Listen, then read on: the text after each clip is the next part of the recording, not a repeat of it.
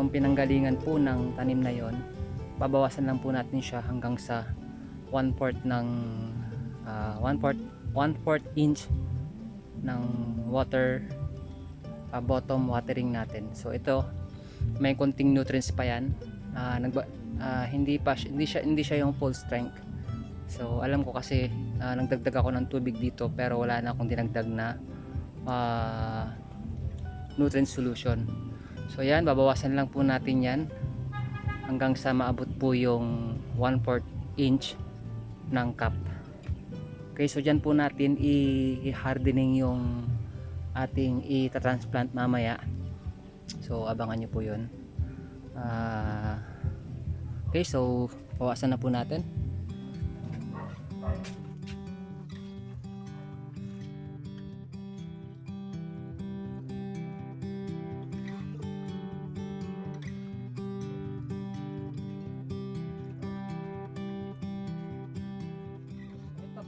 Ididilig ko po sa aming mga halaman sa baba.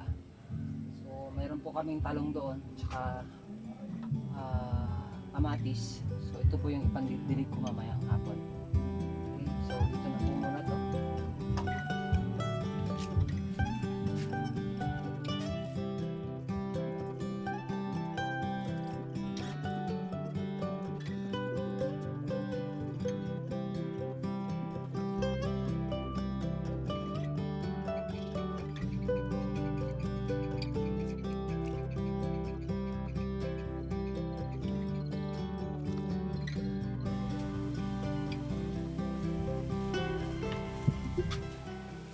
So ito nga pala yung styro cup na binili natin sa tindahan lang kasi hindi na ako nakapunta ng palengke. So ito po ay 25 pieces po to pero 40 pesos.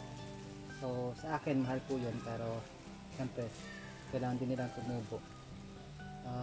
Kung pwede tanggalin yung buo.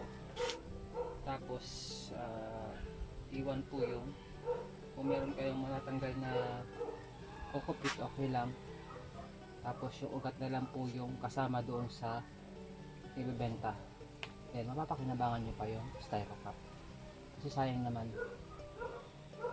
Isa pa yun sa magpapababa ng cost ng mga materialis nyo. Then syempre mataas yung profit.